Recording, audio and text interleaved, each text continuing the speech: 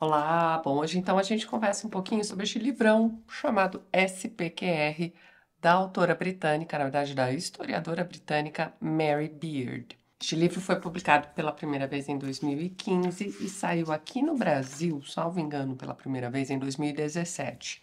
Este livro que eu tenho em mãos é a tiragem de 2020. E nós já temos uma outra edição com uma capa bem diferente, eu vou deixar aqui do ladinho para vocês. Ou seja, este livro vende muito bem, obrigada por aqui, né? Mas tá, quem é a Mary Beard, né? Como eu disse para vocês, além de escritora de vários livros a respeito de Roma, que você encontra por aí, aqui no Brasil tem alguns livros dela já traduzidos. Ela também é professora de estudos clássicos na Universidade de Cambridge. Dedicou boa parte de sua vida aos estudos voltados para a Roma Antiga, né, a história de Roma Antiga, e produziu diversos documentários sobre o assunto para a BBC. Mas de todos os seus livros já publicados, este aqui provavelmente é o mais famoso. Talvez por se tratar de um panorama bem completo mesmo sobre a Roma Antiga. Então, só para você ter uma ideia, ela tem alguns outros livros mais específicos, né? Um apenas sobre Pompeia, outro apenas sobre os Césares. Aqui não, aqui você tem este panorama, né, de toda a história. Na verdade, toda a história não, ela delimita. Ela pega um milênio da história da Roma Antiga e coloca aqui pra gente em um livro não tão longo assim, ó. Esta minha edição aqui tem cerca de 500 páginas. E ele acaba ficando com cara de enciclopédia sobre o assunto. Ele está repleto de ilustrações. Aqui no meio você tem um caderno, né, de fotografias, digamos assim, mas ao longo do corpo do texto todinho você vai encontrando ilustrações sobre aquilo que ela está comentando com você, né? Tem algumas pequenininhas, algumas um pouco maiores, enfim. Sempre com legendas bem explicativas também. O livro todo é muito caprichado. Mas vamos voltar um pouquinho? Então, o livro acaba ficando com cara de enciclopédia porque realmente ela quis abarcar, né, um milênio da história de Roma. Então, ela não vai se aprofundar tanto assim em cada um dos assuntos que ela resolve abordar aqui no livro. Alguns você vai realmente perceber que ela se demora um pouco mais explicando para a gente determinados pontos. Mas esse tipo de livro, né, que se propõe a ser panorama, é interessante porque você pode pegar aqueles temas, né, aqueles itens sobre os quais você gostaria de saber mais e fazer sua própria busca. De repente procurar por fontes mais completas, enfim, esse tipo de livro aqui, ó, se beneficia imensamente do que a gente chama de índice onomástico. Então, todos os nomes importantes para a história da Roma Antiga estão aqui atrás, com os números de páginas em que eles são mencionados. Isso é maravilhoso. De modo que perceba que este aqui é mais um livro de consulta do que qualquer outra coisa. Mas enfim, o livro é seu, se você quiser lê-lo de forma corrida também, vai funcionar. Foi o que eu fiz. Enfim, vamos lá. Este livro é escrito em linguagem bem tranquila. Ele é um livro para todos, né? E não apenas para estudiosos da Roma Antiga. Mas quem já conhece bastante da história de Roma pode encontrar aqui neste livro alguns aspectos novos, eu diria. E quem é leigo ou curioso como nós, né, sempre vai se beneficiar com esse tipo de leitura. De novo, cerca de 1000 anos de história estão aqui condensados para vocês. Mas por que escrever mais uma história de Roma? Existem inúmeros livros por aí que tratam deste assunto, né? Se você entrar na Amazon e digitar lá História de Roma, boa sorte aí, né? Mas na página 19 ela vai dizer o seguinte: a história de Roma está sempre sendo reescrita e sempre foi. Em certos aspectos, sabemos mais sobre a Roma antiga do que os próprios romanos. A história romana, em outras palavras, é uma obra em progresso. Este livro é minha contribuição a este projeto maior. Oferece a minha versão sobre por que isso é importante. Perceba o objetivo deste livro, hein? É movido por uma curiosidade pessoal a respeito da história romana, por uma convicção de que um diálogo com a Roma antiga ainda vale muito a pena, e pela questão de como uma pequena e desinteressante aldeia no centro da Itália tornou-se uma potência dominante sobre uma extensão territorial enorme em 3 continentes. Mais pra frente ela ainda diz isso aqui, ó. SPQR confronta alguns dos mitos e meias-verdades a respeito de Roma, com as quais eu, como muitos, cresci. os romanos não começaram com um grande plano de conquista mundial, olha que interessante. Embora tenham chegado a fazer ostentação de seu império como se fosse algum destino manifesto. As motivações que estavam originalmente por trás de sua expansão militar pelo mundo mediterrâneo e além dele são ainda um dos grandes quebra-cabeças da história. E para encerrar esse trechinho, olha só, a conquista romana foi sem dúvida cruel. A conquista da Gália por Júlio César foi comparada, com razão, a um genocídio e criticada pelos próprios romanos da época nesses mesmos termos. Mas Roma se expandiu por um mundo de violência endêmica, ó, presta atenção, de focos rivais de poder apoiados por forças militares, na realidade não havia alternativa, e de mini-impérios. A maioria dos inimigos de Roma era tão militarista quanto os romanos, mas por razões que tentarei explicar, eles não venceram. Então, não adianta a gente ter aquela ideia de que o Império Romano, né, seu exército, na verdade, chegava e arrasava com tudo de uma vez. Seus oponentes também, em geral, não eram nada fracos, né? Tá, mas e o título do livro, né? SPQR. O que significa esta sigla? Ou acrônimo, né? Acrônimo fica melhor porque você não tem exatamente aqui 4 palavras formando SPQR. Bem, está aparecendo aí na tela para vocês. Senatus Populus que Romanus, que significa o Senado e o povo de Roma. Então você pode entender SPQR como um dos lemas de Roma. A ideia era a união do Senado e do povo, né, como o coração de Roma. Essas duas forças andavam juntas. Será? Você vai precisar ler este livro, hein? Fato é que nos dias de hoje você ainda encontra Roma afora, né? Esta inscrição aqui em diversos locais públicos. Vou deixar umas fotinhas aqui para vocês. E bem, para contar uma história da Roma antiga, a gente logo imagina que a autora deveria começar, sei lá, pelo começo, não?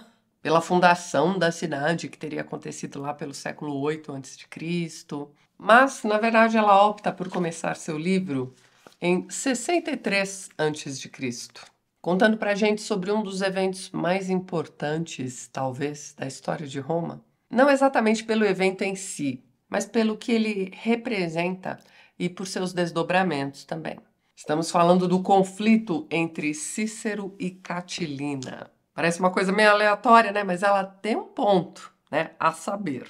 Vamos ao conflito. Nós temos aí o Cícero, que era um cônsul, era um cara já muito famoso naquela época, principalmente por seus discursos. Já o Catilina era um senador e militar. Catilina entrou para a história por ter tentado derrubar a República Romana. Entenda que os dois, né, tanto Cícero quanto Catilina, tinham alcançado o topo, praticamente, da política romana naquele momento. Mas tudo começa por uma rivalidade entre os dois, vá saber. Nós temos um Cícero descobrindo um esquemão revolucionário de Catilina, né? Ele seria o líder da revolução. E Cícero resolve denunciá-lo no Senado. Um de seus discursos mais famosos começa daquele jeito, né? Até quando, Catilina, abusarás de nossa paciência? E antes mesmo desse evento, olha só, foram-lhe atribuídos vários crimes, desde o assassinato de sua primeira esposa e do próprio filho, até relações sexuais com uma sacerdotisa virgem. Mas quaisquer que fossem seus custosos vícios, seus problemas financeiros decorriam parcialmente de suas repetidas tentativas de vencer eleições para se tornar um dos 2 cônsules, os postos políticos mais poderosos da cidade. Ele não chegou a cônsul, né? Chegou a senador, mas ele continuava tentando. Cícero era um dos cônsuls, veja bem, tá? Bem, fato é que ele foi, então, acusado de conspiração e ele resolve fugir, o que também não ajuda, não é mesmo? Bem, ele foge com seu exército particular. E naquela época, o topo da riqueza seria você poder ter o seu próprio exército. Só que aparentemente ele estava meio quebradinho aqui nesta época por conta dessas eleições aí, né? Enfim, eleições custam dinheiro, não é mesmo? Bem, Catilina está lá fugindo, né? Enquanto isso, Cícero montar uma inteligente operação secreta para desmascarar os conspiradores que ainda haviam ficado na cidade. Então, Catilina não estava sozinho. Estes, de maneira irrefletida, como se viu mais tarde, tentaram envolver na conspiração uma delegação de gauleses que tinham vindo a Roma, reclamar que eram explorados pelos governos romanos das províncias. Por qualquer razão que fosse, talvez nada mais profundo do que um instinto de apoiar o vencedor, esses gauleses decidiram trabalhar em segredo para Cícero e conseguiram fornecer evidências conclusivas de nomes, lugares, planos e mais algumas cartas com informações incriminadoras. Olha isso. Seguiram-se prisões, assim como as costumeiras desculpas não convincentes. Presta atenção nesses desdobramentos aqui, ó.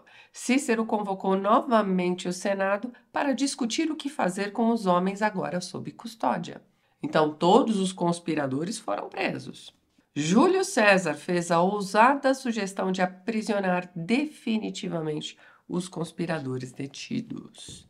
Aprisionar definitivamente, hein? E olha só. Multas, exílio e morte compunham o repertório usual de punições romanas. Se César de fato defendeu a prisão perpétua em 63 a.C., então talvez tenha sido a primeira vez na história do Ocidente que isso foi sugerido como alternativa para a pena de morte, e sem sucesso. O que vai acontecer aqui? O Cícero vai mandar matar todo mundo. Olha isso aqui.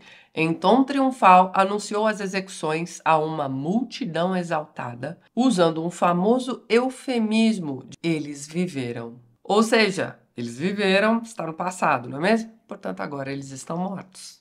Bem, o exército de Catilina será derrotado. Catilina vai cair em campo de batalha, né? Teve aí uma morte honrosa, na medida do possível, não é mesmo? E aí vem o próximo desdobramento, olha só. De qualquer modo, a derrota de Catilina foi uma vitória notável para Cícero. E seus apoiadores o apelidaram de o pai da pátria. Mas seu sucesso logo se tornou amargo. No último dia dele como cônsul, né, você tinha constantemente ali eleições para os próximos cônsuls, né? Você poderia ser reeleito também, mas enfim. Era seu último dia, ele ia fazer um pronunciamento e aí os opositores de Cícero, né, vão dizer isso aqui, ó. Aqueles que puniram os outros sem uma audiência não têm o direito de ser ouvidos. Então, veja bem, todos aqueles conspiradores, né, que estavam lá ajudando Catilina foram presos e foram acusados e levados à pena de morte sem terem uma audiência. Eles sequer foram ouvidos, então entenda que isso era bem contrário às regras da época, tá? Mas abriu-se uma exceção, afinal de contas era o Cícero que estava ali, né? E aí chegamos a esse momento de virada, né, em que o povo mesmo vai votar pela expulsão, né, pelo exílio mesmo da pessoa que teria levado outras, né, a pena de morte, sem que essas pessoas tivessem um julgamento adequado. Então, olha lá, Cícero saiu de Roma pouco antes de ter sido aprovada outra lei que o condenava nominalmente ao exílio. Então, ele mesmo se retirou antes. E ele vai para a Grécia, né? Mas ele não é lá muito feliz. Digamos que ele não é muito feliz na Grécia. Quer muito voltar para casa, não é mesmo? E quando ele volta, né? Eventualmente ele vai voltar, será aceito novamente pelo povo. Naquelas, né? Mas veja bem, conseguiu voltar para casa. Ele encontra sua casa destruída. E sua carreira também nunca mais voltou a ser o que era. Mas tá, qual é o ponto da autora, né? Qual é o motivo para que Mary Beard comece seu livro nos contando essa história? Para ilustrar que histórias da Roma antiga, como esta, né, chegam até nós através de diversos caminhos, digamos. Você tem documentos, você tem biografias, tudo escrito praticamente um século depois do ocorrido. Os discursos contra o Catilina também ficaram para a posteridade. Mas, se você parar para pensar, nós só temos a versão de Cícero, não é mesmo? Página 45, o outro lado da história, nós temos ali, ó. Será que não existe outro lado nessa história? As evidências detalhadas que temos a partir dos escritos de Cícero, do seu ponto de vista, significam que sua perspectiva será sempre dominante. Mas não significa necessariamente que seja verdadeira em qualquer sentido simples, ou que seja a única maneira de ver as coisas. Mais para frente, olha só, Cícero coloca Catilina como um bandido com terríveis dívidas de jogo decorrentes exclusivamente de suas imperfeições morais. Mas a situação não pode ter sido tão simples assim. Havia uma espécie de crise do crédito na Roma de 63 a.C. e mais problemas econômicos e sociais do que Cícero estava disposto a admitir. Por fim, olha só, a conspiração, entre aspas, sempre será um ótimo exemplo do dilema de interpretação clássico. Será que havia de fato revolucionários escondidos debaixo da cama? Ou a crise, pelo menos em parte, foi uma invenção dos conservadores? E também deveria funcionar como um lembrete de que, na história romana, como em outros contextos, é sempre bom estar alerta para o outro lado da história, o que é, em parte, o argumento de todo este livro. Então, é exatamente isso que nós encontramos aqui neste livro. A autora analisa 1000 anos da história da Roma Antiga, de todos os pontos de vista possíveis, né? Do Senado, do povo, dos objetos da época que ficaram, desde moedas até ruínas de casas e até bares, tá? Nada escapa a Mary Beard, nem a questão dos esgotos de Pompeia, por exemplo. Analisando ali o que ficou preservado, se é que você me entende, você consegue perceber, inclusive, a alimentação desse pessoal, veja bem. Então, literalmente, nada escapa a Mary Beard. E é assim que ela vai formando este panorama interessantíssimo da história de Roma. Então, depois do embate entre Cícero e Catilina, aí sim ela passa a seguir uma linha do tempo.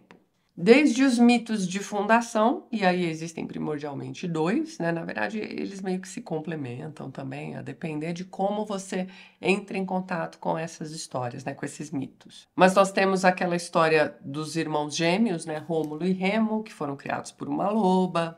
Aí você tem aquele momento em que o povoado, que estava se tornando Roma, né? Vai ser invadido, e aí um dos irmãos, né? Acho que é o Rômulo, vai pedir ajuda para Júpiter, né? E aí, no fim das contas, vai dar tudo certo. Os primeiros romanos, né, vão expulsar aqueles invasores, eles vão erguer um templo em homenagem a Júpiter ali naquele local e pronto, Roma foi fundada. Mas a cidade também pode ter sido fundada com a ajudinha de Enéas, veja bem. Isso segundo Virgílio na sua Eneida, né? Na página 58, ela coloca a seguinte questão, ó. Quando foi que Roma começou? É uma questão que tem se mostrado quase tão sedutora para os modernos estudiosos como foi para seus predecessores da antiguidade. E aqui ela vai tratar de um tema interessante, que é a questão da data da fundação de Roma. Se você parar para pensar, não existe uma data específica, não é mesmo? Afinal de contas, a fundação de Roma é atribuída a mitos. Aceita-se a data de 21 de abril porque sim. Olha só, o que se tornou a data canônica, ainda citada em muitas obras de referência atuais, remonta parcialmente a uma obra especializada, o Livro da Cronologia, de ninguém menos do que Ático, o amigo e correspondente de Cícero. A obra não sobreviveu, mas supõe-se que tenha elegido como data da fundação da cidade por Rômulo o 3º ano do 6º ciclo das Olimpíadas, ou seja, 753 a.C. Outros cálculos foram ainda mais específicos, chegando a 21 de abril, data na qual os modernos romanos ainda hoje celebram o aniversário da cidade. E como é que eles comemoram? Olha só, com desfiles de relativo mau gosto e espetáculos que simulam lutas de gladiadores. Ela ainda diz isso aqui, ó, é comum o limite entre mito e história mostrar-se vago. Pense no Rei Arthur ou em Pocahontas, né? E como veremos, Roma é uma das culturas onde esse limite é particularmente nebuloso. Então você tem que aceitar que lá na antiguidade alguém fez uns cálculos malucos aí e chegaram à conclusão de que Rômulo fundou a cidade no dia 21 de abril. Ela também vai mostrar pra gente que houve uma forçação de barra para você manipular a datação de determinados achados arqueológicos para coincidirem com essa data também. Ela até diz isso aqui, ó, estou exagerando, mas só um pouco. Enfim, ficou essa data aí mesmo, tá? Roma foi fundada em 21 de abril de 753 a.C. E neste ano de 2024, a cidade completou 2.776 anos. E a gente aceita e pronto. Depois ela vai partir para contar pra gente sobre os reis de Roma.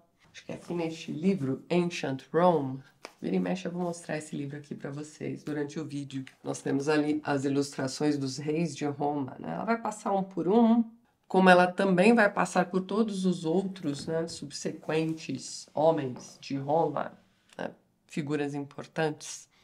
Ela vai fazer breves biografias, quero dizer, né, sobre essas pessoas, quais foram seus feitos, como foi que eles contribuíram, né, para né, o progresso de Roma, digamos assim. Ela vai passar pela derrocada da monarquia romana também, contando pra gente sobre o estupro de Lucrécia.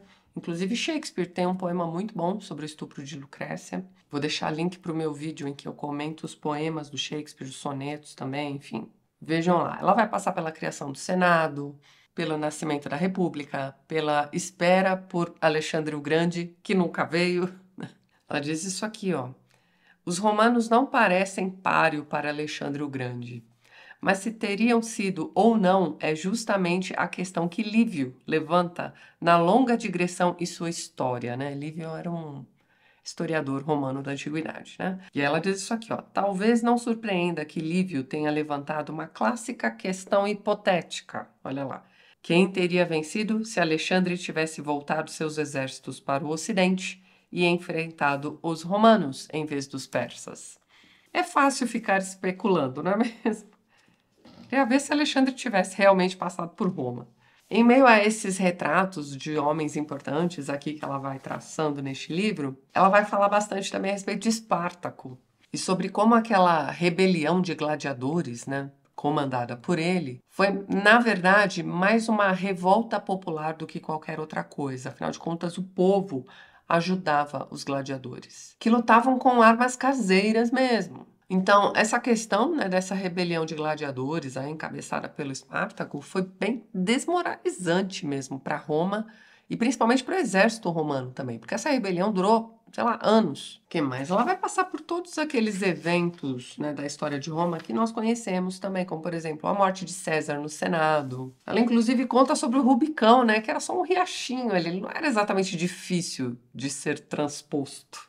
Mas a questão não era exatamente a dificuldade de se atravessar o Rubicão, e sim o que ele representava, né? Aquilo ali era uma delimitação, né? Então, se você atravessasse o Rubicão, você encararia as consequências. Ela também passa aqui, por exemplo, por Nero mandando incendiar, na verdade, Roma e colocando a culpa nos cristãos. Marco Aurélio e Adriano também serão relembrados aqui. A construção do Muro de Adriano também. Mas, além das figuras importantes, né, dos imperadores, dos cônsules, dos senadores, até mesmo dos poetas, temos aqui também as cenas cotidianas do povo de Roma. Então, você vai acompanhar aqui suas dificuldades, suas lutas, seus passatempos. Fala-se muito a respeito dos homens de Roma, mas ela vai focar também aqui no papel das mulheres, na questão da família. Fala-se também sobre a adoção de crianças, e ela vai contar uma coisa assim que é chocante, mas se a gente parar para pensar, talvez até hoje isso aconteça. Era muito comum encontrar bebês nas áreas reservadas para lixo.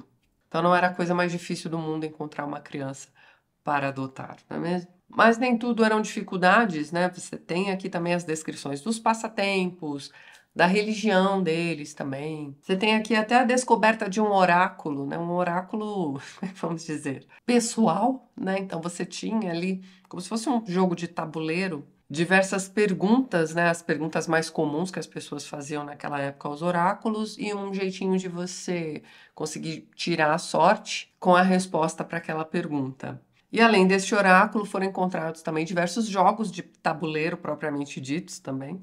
E como eu já tinha comentado com vocês, ela vai falar bastante também sobre a descoberta de um bar, né, das ruínas de um bar. E dentre, né, o que sobrou das paredes dessa ruína, você vai encontrar desde, sei lá, escritos que a gente encontra em banheiros públicos hoje em dia, sabe? Algo bem parecido com aquilo, mas ela também fala sobre uma parede que é curiosa, porque você tem ali retratos de grandes filósofos, grandes pensadores, grandes homens de Roma, com dizeres, né, que eles teriam proferido sobre o ato de ir ao banheiro, vamos colocar assim. E aí ela vai dizer que o curioso e aí ela vai dizer que o curioso desta descoberta era descobrir junto também a questão da educação do povo. Então veja bem, para que aquelas piadas fizessem sentido, era preciso saber o que cada um daqueles pensadores dizia. Então entenda, as piadinhas, né, os escritos sobre o ato de ir ao banheiro, tinham a ver com a forma como aqueles filósofos expunham suas ideias, digamos assim. Ou seja, das duas uma, né? Ou a educação do povão tinha de ter passado aí pela questão da filosofia também, ou aquele bar era muito bem frequentado, né?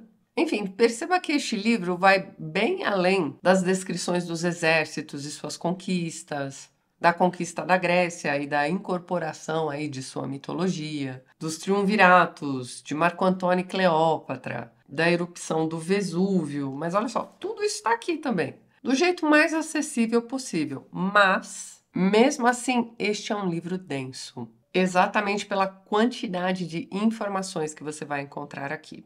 Então, eu sugiro uma leitura mais pausada, um capítulo por semana, talvez, nada muito apressado. Ele pode se tornar arrastado se você tentar lê-lo como um romance histórico, por exemplo, coisa que ele não é, né? E ó, ela encerra seu livro assim: Não acredito mais, como ingenuamente acreditei um dia, que temos muita coisa a aprender diretamente dos romanos, ou, nesse sentido, dos antigos gregos, ou de qualquer outra civilização antiga. Não precisamos ler sobre as dificuldades das legiões romanas da Mesopotâmia ou em sua luta contra os partos para entender por que as modernas intervenções militares na Ásia Ocidental podem ter sido mal orientadas. Além disso, os romanos mostravam-se tão divididos quanto nós a respeito de como o mundo funcionava, ou deveria funcionar. Não existe um modelo romano simples que possa ser seguido. Seria ótimo se as coisas fossem tão fáceis assim.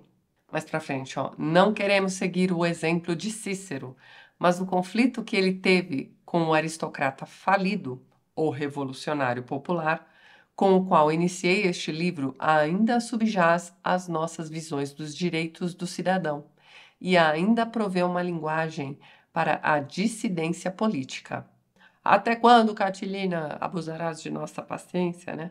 A ideia de devastação disfarçada de paz que Tácito põe na boca dos inimigos britânicos de Roma ainda ecoa nas críticas atuais ao imperialismo. E as sombrias perversidades atribuídas aos mais célebres imperadores romanos sempre levantaram a questão de onde termina o excesso autocrático e começa um reino do terror.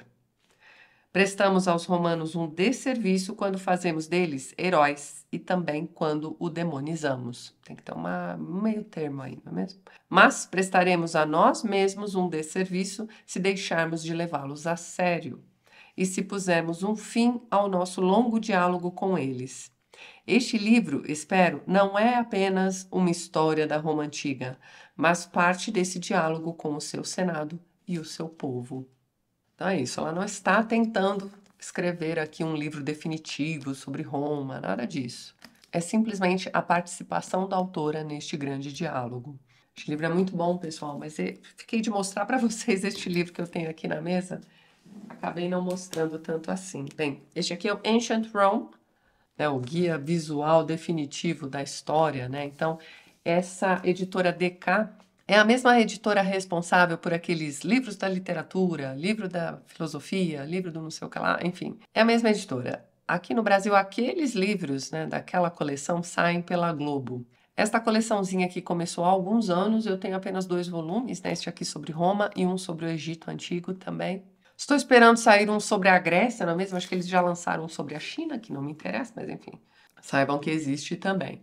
É um livro bem caprichado, que por enquanto, pelo menos, não tem sua tradução aqui no Brasil. E você segue a linha do tempo de Roma, desde a criação, né, os mitos de criação desta cidade. Você vai passando pela Era do Ferro, enfim. E vai vendo as ilustrações da época, gente. Isso aqui é muito impressionante. Então, as fotografias que você vai encontrando nestes livros são ali fotografias de objetos que foram recolhidos durante escavações arqueológicas, né, coisas do tipo. Você tem bastante informação sobre a religião romana, né, dos primórdios até o momento em que eles vão incorporar a mitologia grega também. Ó, sobre a República Romana, você tem um textão ali sobre como a cidade-estado se tornou um superpoder. Olha lá, Alexandre o Grande, que nunca chegou a Roma, enfim. As formas de entretenimento também você vai encontrar aqui, ó, teatro, música, que mais? Dança também. Ó, o exército romano também. Gente, o livro é todo muito interessante. E ele pode servir de guia visual para a leitura de livros como este aqui, que também vão seguir a linha do tempo. Aqui você tem a representação do Fórum Romano, não sei se deu para vocês verem, mas ali na parede a gente colocou um quadro do Fórum Romano também. Tem textinho sobre as mulheres da Roma Antiga também, enfim. Algumas delas tiveram papéis bem importantes na política também, né? Algumas das esposas, né, dos grandes imperadores, aí, enfim. Conquista da Grécia tá aqui também. Aqui você tem uma ilustração também da rebelião dos gladiadores. Gente, esse livro é todo muito maravilhoso, tá? Eu vou deixar o link para onde vocês podem encontrar este livro também na descrição do vídeo. E reforço o que eu disse para vocês, né? Um livro como este aqui, né? Pode ser uma belezinha de complemento para um livro mais denso, né? Como eu disse para vocês, este aqui é aquele tipo de livro que só se tornará denso se você resolver fazer uma leitura corrida como se fosse um romance. Este é um livro de não ficção, ele pode pesar um pouco se você tentar fazer essa leitura corrida.